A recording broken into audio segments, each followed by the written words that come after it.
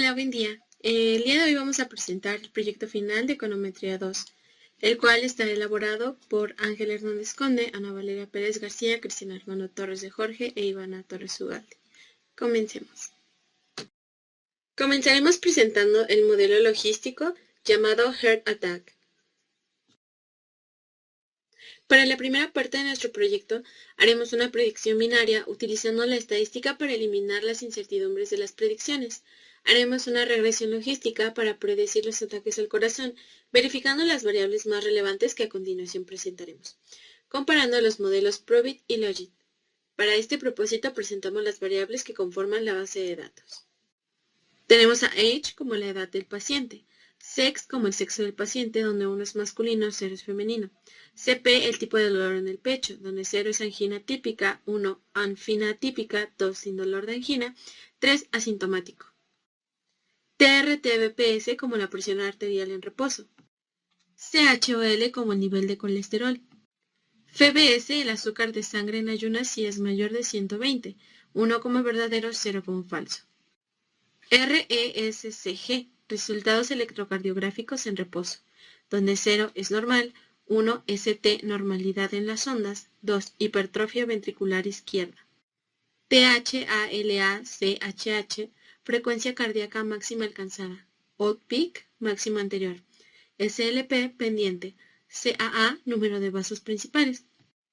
THALL, resultado de la prueba de estrés de Thallium, de 0 a 3. EXNG, angina inducida por ejercicio, 1 es sí, 0 es no.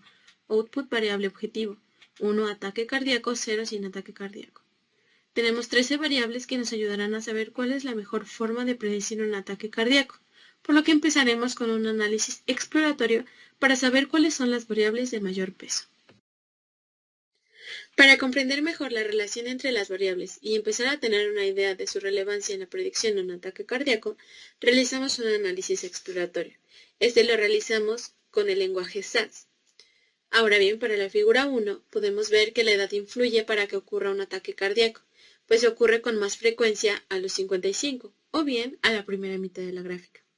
En otras palabras, hay más personas entre 29 y 55 que sufren un ataque cardíaco. Por otro lado, con la figura 2 podemos ver que las mujeres son quienes más tienden a tener ataques al corazón que los hombres, debido a la proporción que podemos observar en la siguiente gráfica. Ahora bien, en la figura 3 podemos rescatar que los de angina típica tienen la proporción más baja de ataques al corazón. Los de angina atípica y sin dolor de angina cuentan con altas proporciones, mientras que los asintomáticos presentan una proporción más igualada para ataques cardíacos. En la figura 4 podemos ver que los que no presentan angina inducida por ejercicio tienen una probabilidad más alta de sufrir un ataque cardíaco, debido al estrés y aumento de presión y temperatura corporal. Esto es debido al tratamiento realizado. Ahora bien, en la figura 5 podemos observar los niveles de colesterol de las personas que no tuvieron un paro cardíaco, el cual parece imitar un gráfico de distribución normal, en donde la población se concentra en un rango entre 200 y 300, además de presentar un outlier de 400. En la figura 6 podemos observar que las personas que tuvieron un ataque cardíaco tenían un colesterol entre 200 y 400. Sin embargo, la frecuencia de ataques cardíacos se encuentra en una escala más alta con respecto a los que no sufrieron un ataque. Finalmente, de este gráfico podemos ver que tiene un sesgo cargado a la izquierda. Para la figura 7 tenemos el caso en donde no ocurre ataque cardíaco, en donde tenemos que los niveles de presión eran entre 125 y 150. Por último, en la figura 8, tenemos que el ataque cardíaco tiene más diversidad en los niveles de presión, pues van de 100 a 150 la mayor concentración. Una vez realizado nuestro análisis exploratorio, pues corresponde realizar el análisis estadístico. Y para este primer paso, veremos cómo son las dependencias entre las variables. Y para eso vamos a usar 4 medidas. Usaremos el coeficiente de correlación de Pearson, la medida de dependencia de Kendall o tau de Kendall, la rho de Spearman y la medida de dependencia de Hofding. para ver cómo se comportan estas parejas de variables entre sí. Y posteriormente, pues, efectuar el correspondiente análisis de reducción de dimensionalidad. En la parte superior izquierda tenemos al coeficiente de correlación de Pearson. En la parte derecha tenemos a la tabla de Kendall. En la parte inferior izquierda tenemos a la arroba de Spearman. Y del lado derecho a la medida de dependencia de Hopding. Bueno, entonces aquí tenemos a los debidos coeficientes de dependencia. El primero es la correlación de Pearson. Y bueno, hay que observar las variables que nos interesan. Por ejemplo, edad y sexo, pues no tiene mucho que ver realmente una variable entre sí. Pero, por ejemplo, el ritmo cardíaco con el colesterol, pues sí, sería una variable una pareja de variables que nos podría interesar muchísimo. Aquí tenemos la Rho de Spearman, la Tau de Kendall, y aquí la medida de dependencia de Hopding. Esta sirve más para variables que sean continuas, porque usa algo llamada cópula, y pues no hay que asustarse si es que este, este coeficiente nos da 1 cuando comparamos la variable consigo misma. Bueno, y ahora vamos con lo que se llama el análisis de componente principal, donde vamos a usar todas las variables que tenemos. Vamos a hacer un nuevo conjunto de datos con nuevas variables que se van a llamar componentes principales. Y el objetivo de estas componentes principales es que cada una vaya explicando menos del dataset que nosotros eh, tenemos en este momento. Así que la primera componente va a ser la que más explique, mientras que la última va a ser la que menos explique. Esto con el fin de ir reduciendo la dimensionalidad de lo que nosotros tenemos. Y a la vez va a crear variables independientes entre sí. Para nuestro caso, pues vamos a elegir 8 componentes principales. Aquí podemos ver con estos dos gráficos la varianza explicada y los autovalores obviamente van descendiendo. Y bueno, vamos a elegir 8 porque explica 80% del dataset original. Ahora tenemos la regresión logística. Vamos a aplicar tanto Logic como Probit. Aquí tenemos la fórmula de Logic. Vamos a hacer una regresión stepwise donde vamos a construir de forma iterativa nuestro modelo. Vamos a agregar y a quitar variables. Ahora aquí tenemos nuestro perfil de respuesta. Aquí tenemos cuántas veces ocurrió un ataque cardíaco y cuántas veces no. Aquí tenemos el test residual chi cuadrado para la inclusión y exclusión de variables.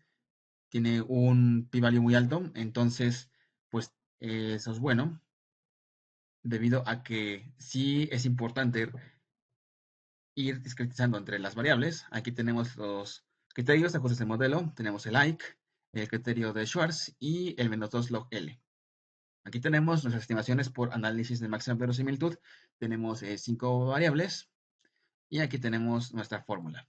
Bueno, y aquí tenemos las curvas ROC.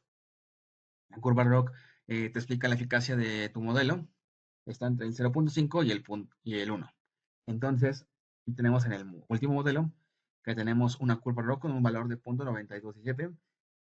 Y bueno, de este lado tenemos las probabilidades predichas con un límite de confianza del 95% para la componente principal 1. Aquí tenemos la regresión logística para el Probit. Tenemos aquí el modelo, ya que aquí tenemos nuestras estimaciones de máxima verosimilitud. Tenemos aquí nada más 3 variables y aquí tenemos nuestros respectivos estadísticos del ajuste del modelo. Aquí tenemos la calibración para output, lo cual es una calibración muy buena de nuestro modelo, ya que se acerca mucho a la recta que pasa entre el 0, 0 y el 1, 1. También tenemos el test residual chi cuadrado. Es importante discretizar las variables para este modelo. Tenemos la curva ROC del punto 91 y también tenemos los diagnósticos de afluencia. Entre más altos sean los valores de las componentes principales, es menos probable que tengamos pacientes con ataques cardíacos. Concluyendo esto, decidimos quedarnos con el modelo Probit debido a que los criterios de penalización de AIC, SC y -2 log L, además de ser más grandes que Logit, no hay una diferencia significativa. Además, tenemos que la curva ROC del modelo Logit es más alta y el modelo es más sencillo y menos pesado para los software, pues no hay problemas de eficacia. Sin embargo, no usamos las variables originales, sino que usamos componentes principales, por lo que implica trabajar con más pasos. Dando conclusiones de variable por variable, Tenemos que con age, entre mayor edad tengan las personas, menores probabilidades tienen de sufrir un ataque cardíaco. Con sex, nos dice que ser mujer hace que las probabilidades de tener un ataque cardíaco aumenten. Con CP, la angina asintomática hace que los individuos sean más propensos a un ataque cardíaco. Finalmente, con TRT-BPS nos surge la recomendación de tener niveles medios de presión arterial, pues niveles extremos pueden inducir un ataque cardíaco.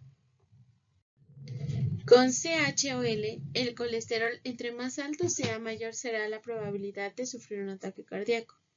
Con FBS, nos dice que entre mayor sea el nivel de azúcar en la sangre en ayunas, hace más propensos a los pacientes a sufrir un ataque cardíaco al corazón. RSTCG nos dice que la hipertrofia ventricular izquierda es la más peligrosa en los electrocardiográficos. THALACHH nos dice que los pacientes con frecuencias cardíacas altas son más propensos a un ataque cardíaco. Con EXNG, las personas tienen que cuidarse más cuando no tienen una angina autoinducida por ejercicio. Con OPIC tenemos que entre más baja sea la depresión autoinducida por ejercicio relativo al descansar, las probabilidades de sufrir un ataque cardíaco es mayor. SLP, la relación de patologías provocadas por isquemia con ataques cardíacos es directamente proporcional. CA, el número de vasos identificados por el fluoroscopios recomienda tenerlo bajo, ya que un número alto haría que la persona tuviera un ataque cardíaco con más probabilidad.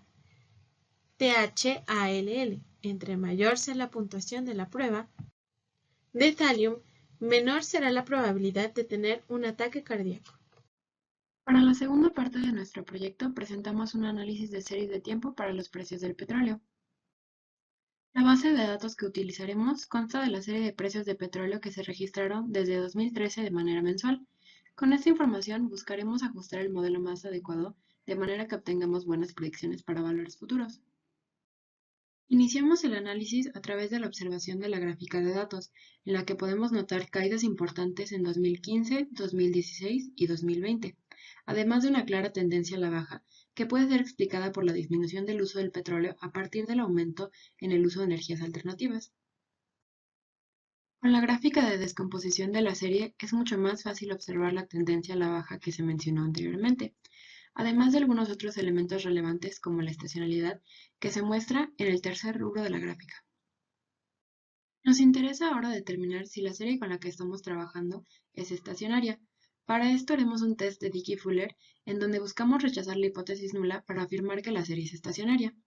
En este caso vamos a definir un nivel de confianza del 0.05 y observamos que el p-value de la prueba es enormemente superior a esta cifra, por lo que concluimos que la serie no es estacionaria y requerirá de modificaciones para hacerlo. El siguiente paso será realizar la diferenciación de la serie. Para esto nos ayudamos de la función ndifs, que en este caso nos propone hacer una diferenciación, la cual nos dará una serie estacionaria. Es importante destacar que esta función es únicamente una herramienta y será necesario hacer comprobaciones de estacionalidad. Después de realizar una diferenciación, obtenemos una nueva serie cuya gráfica se observa en esta diapositiva. Realizamos el test de Dickey-Fuller para probar si la serie con una diferenciación es estacionaria, y como hemos fijado un nivel de confianza del 0.05 y el p-value de la prueba está ligeramente por encima de este valor, decidimos realizar una segunda diferenciación. La serie con dos diferencias luce de esta manera, y únicamente observándola parece que se trata de una serie estacionaria con media cero. Sin embargo, realizaremos la prueba Dickey-Fuller para comprobar esto.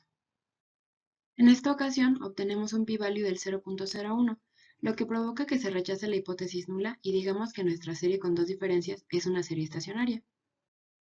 Con nuestra nueva serie de trabajo creamos la gráfica de autocorrelación, que nos ayudará a proponer parámetros adecuados para un modelo ARIMA.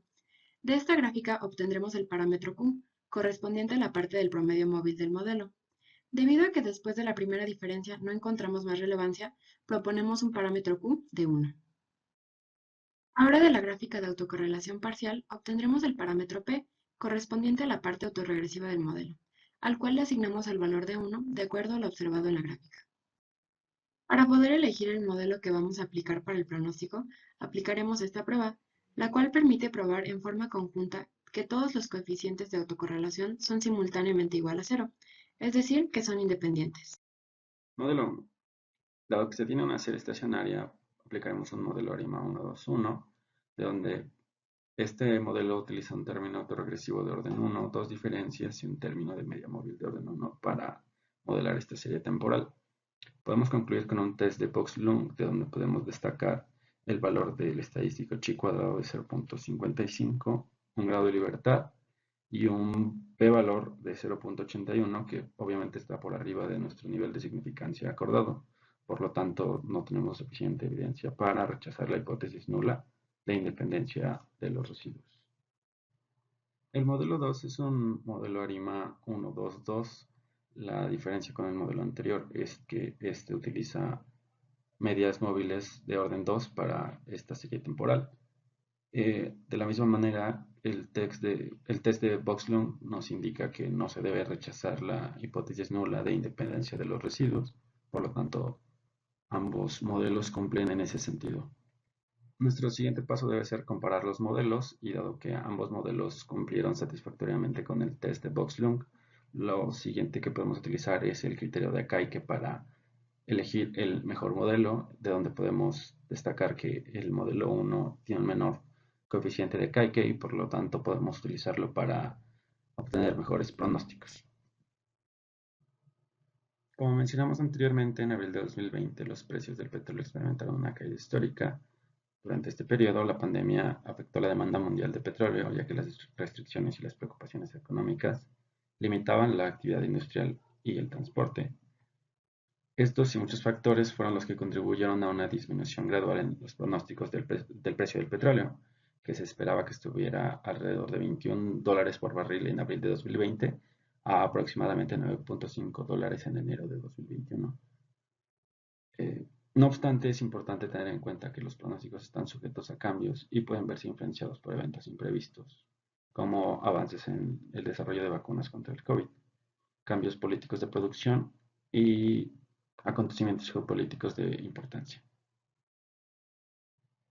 En conclusión, este estudio demuestra la efectividad de los modelos de series de tiempo, en particular del modelo ARIMA en el análisis y pronóstico del precio del petróleo.